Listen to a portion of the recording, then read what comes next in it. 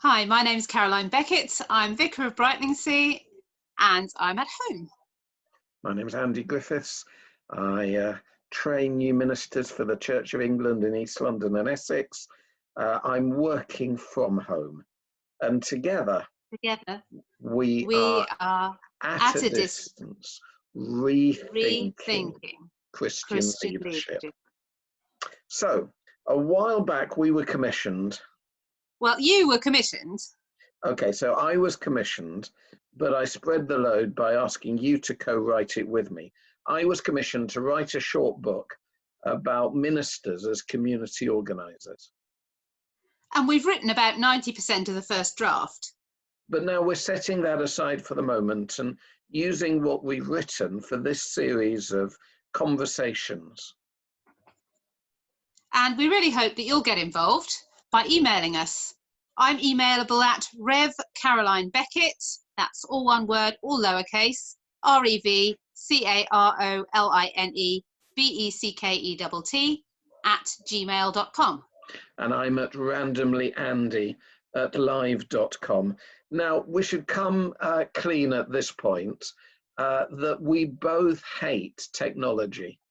And so what we're doing is, it's now the beginning of May, and we're going back and re-recording this episode because the sound wasn't brilliant on the first one. So we're pretending it's the beginning of the series. Don't worry about it, just stick with us. And obviously we'll be adapting as we go along. We are still learning. We are not experts on any of this by any means, and we do welcome feedback as we go. So let's start. Andy, how did you get involved in community organising? So 2016, 3 days after the EU referendum, I stopped at a corner shop on my way home, and the guy behind the counter looked shaken. So I said, you okay? Not really, he said. Man just came in and said, we voted leave, so now you have to leave. And he said he'd come in every day, and if I don't leave the country, he'll glass me. I may have brown skin, he said, but I'm from Ilford. What does he mean? I have to leave. So I stayed with him as he tried to call the police and then persuade the police that it was a hate crime. And I found myself starting to get angry. So a colleague and I, actually Gemma, my colleague, was the one who has the real flair for this stuff. We put on a sort of anti-racism campaign and a neighbourhood fun event to bring the community together. And before I knew it, I was engaged in community organising and encountering Citizens UK, who are Britain's biggest community organising organisation. And it changed the church I was the vicar of, and it changed what I do as a minister, and it's changed my life. So it's now got to the point, I'm no longer simply saying, Christian leaders, you should get involved in community organising. I'm going further. I'm arguing that Christian leadership is community organising, and that in the present moment, it would do leaders good to see their role as that of community organisers properly understood. Part of my role is coordinating. Sorry. I'm just going to have to run and shut the door. I'll be back in a moment. Okay. I may be good at community organising, but my own household is... Part of my role is coordinating the training of curates. And I want to move to a point where curate training is mostly an apprenticeship in community organising in the power of the Spirit. At any moment now, Caroline will be back. You see, we did say this wasn't slick. It really, really isn't slick. It's two people that don't really get the technology talking to each other and trying to tease out together, with your help, what Christian leadership as community organising might look like. Aha, so I'm back. What did I miss? I'm saying that all the things that Christian leaders do are best understood as community organising. Well, I definitely agree with that. That's something that I've been involved with for quite a while, community organising, and actually I've found that rather than being a community organizer and a vicar, the two roles are one thing. Yeah, So I think that's what I'm saying. Yeah, it's not so much that you're adding on an extra thing.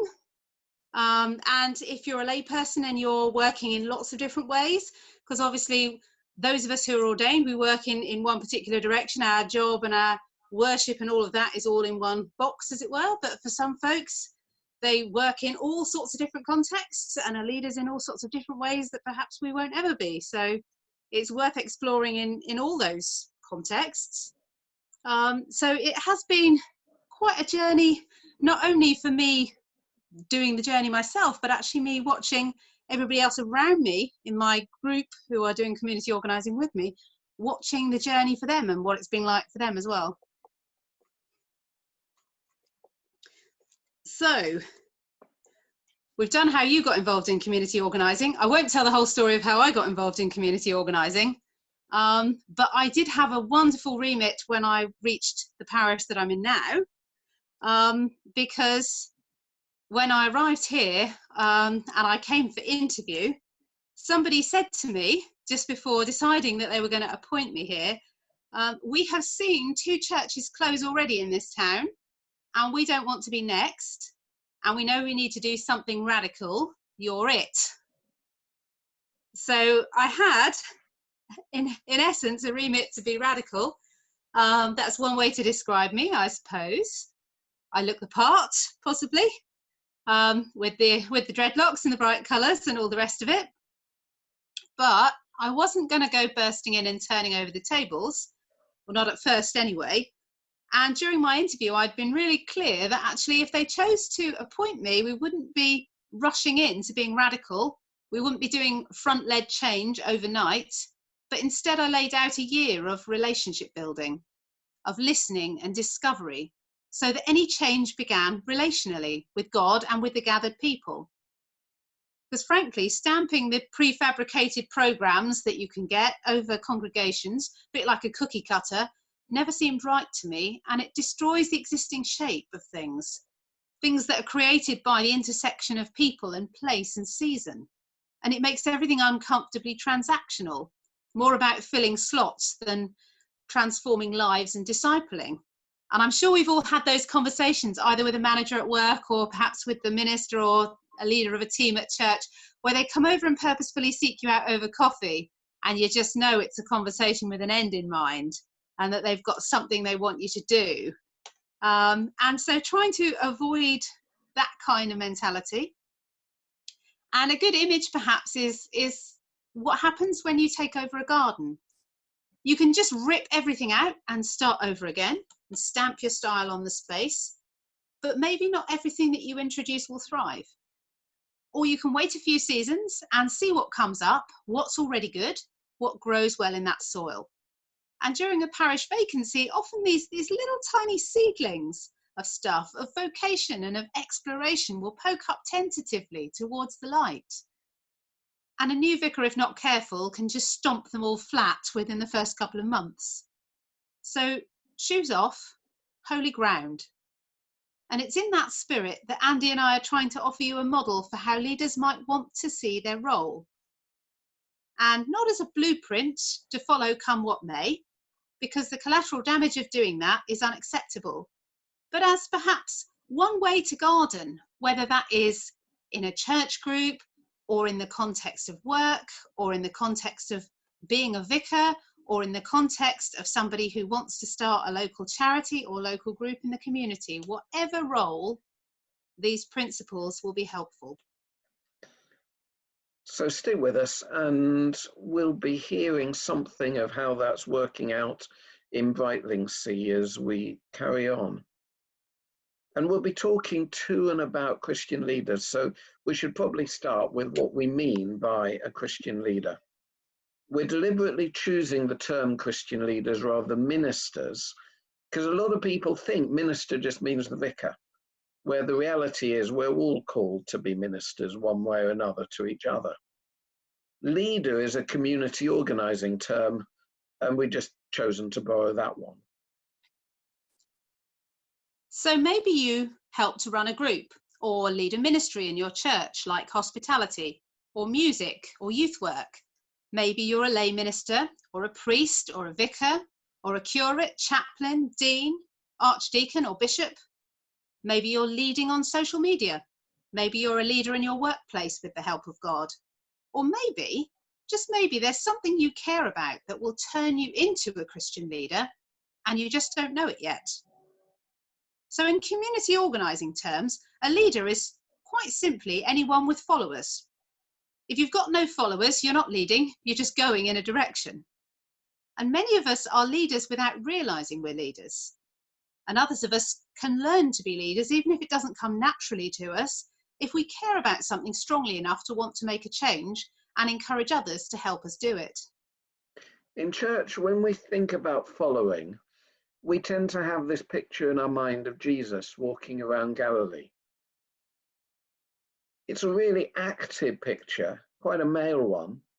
There's nothing wrong with it, but when Jesus ascended, he passed leadership on to us and gave us the Holy Spirit. And we do that leadership now in very different ways. And you can be a leader without walking, without even leaving your home. And the ministry of those with disabilities has much to teach us about this. I have ME myself, and there were times when I had to lead in my workplace and my family and even my church from my bed. And that was only a while for me. My current position is much better than that, although there's always the chance of a relapse and I have to be careful. But for others, it's more permanent. And Christian leadership is about the quality of your relationship with God and with others, and with who and what you care enough about to take action on. So how's that going for you, Caroline? So it's going in all sorts of different and exciting and interesting directions.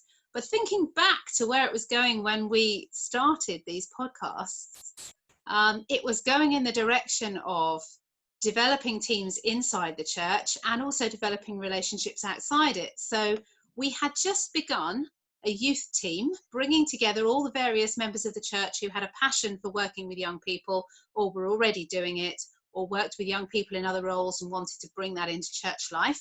And we just had a big house meeting. We'll get to what a house meeting is later on in the podcasts. And we had a discussion about what we wanted to do, what we were passionate about, what we cared about. I'd had one-to-one conversations with each member of the group before we met together. And we had a plan going forward. And it led to all sorts of exciting developments, like a forest church and a different style youth service and so on. And we also had developed a pastoral team. There was a real heart for pastoral care in the parish.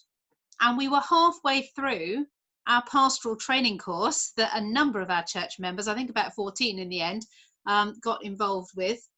And that's had to be cut off, obviously, because of the outbreak of coronavirus.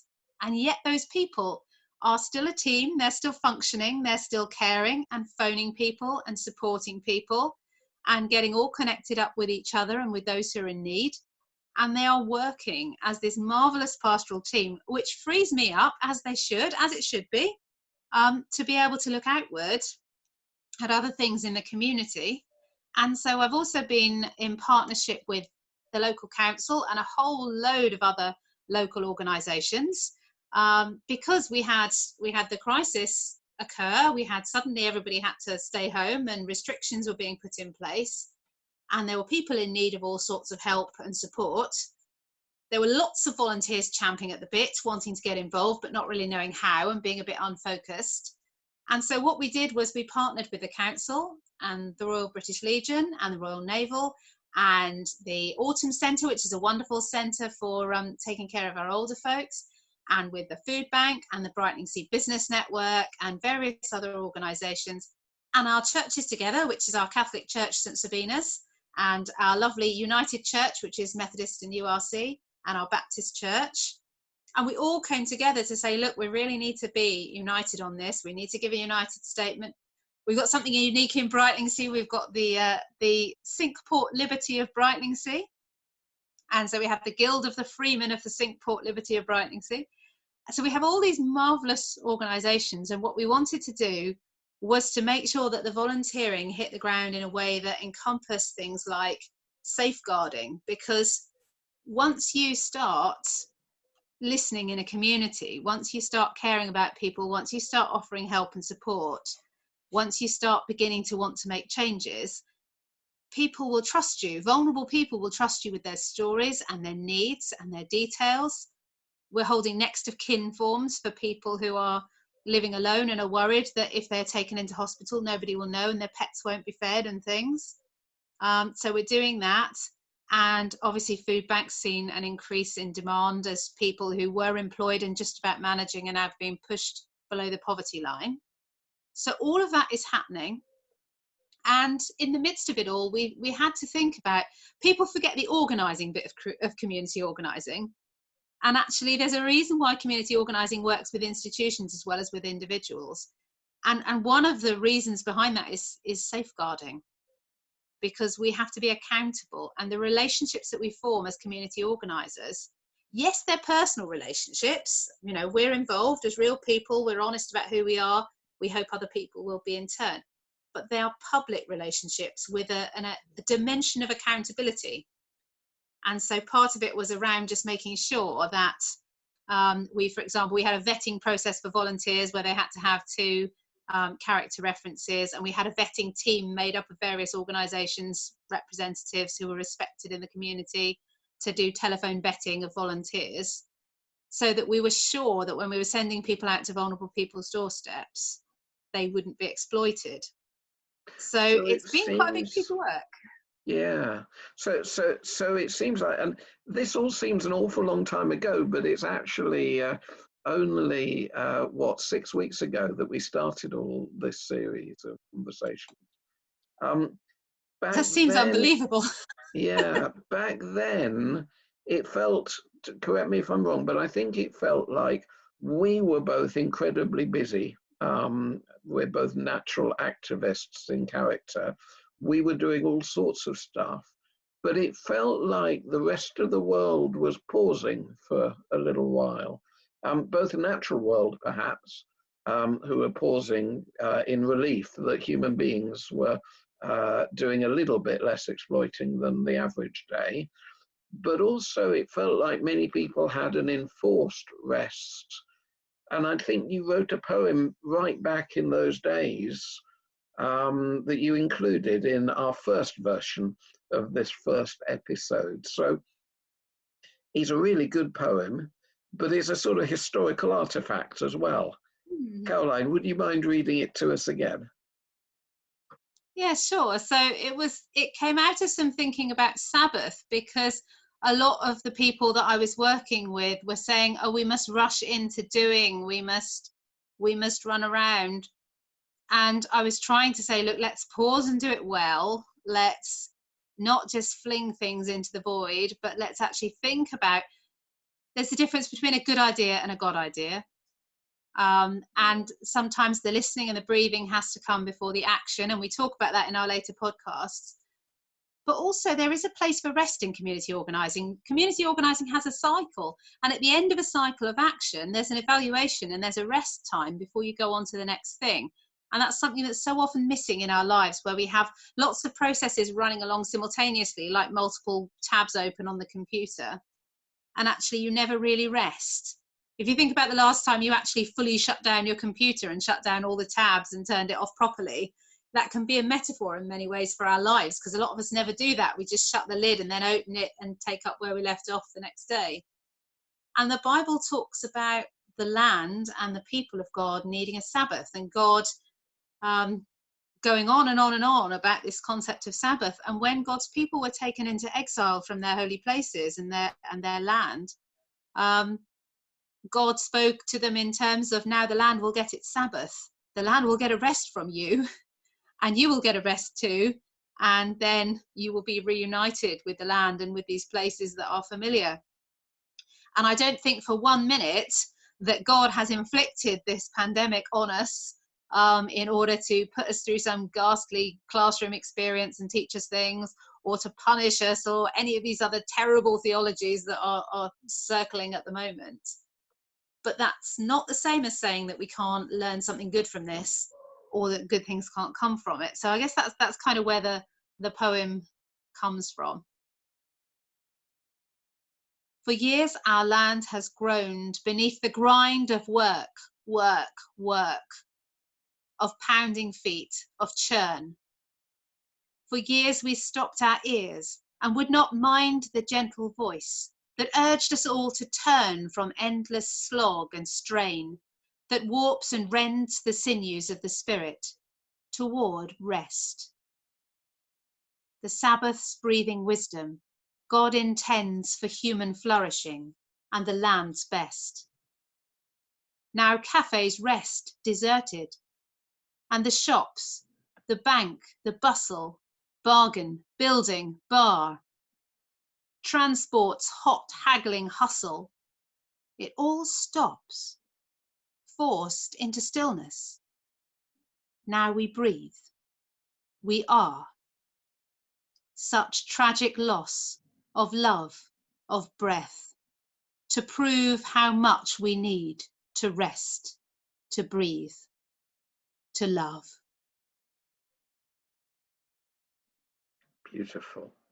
So that's the end of our reconstruction of our first conversation. Please do get in touch with us before our next one, when we'll be explaining what community organizing is. We're going to be saying it's a tradition, a set of tools, a rule, and a process. And then over the coming episodes, we'll be taking the 5 stages of community organising: organising, listening, planning, action through public storytelling, and ensuring people have a seat at the table, and suggesting how ministers can live them out and how Christian leaders can live them out in general and in a pandemic. Thanks, Caroline. Let's hug at a distance. At a distance.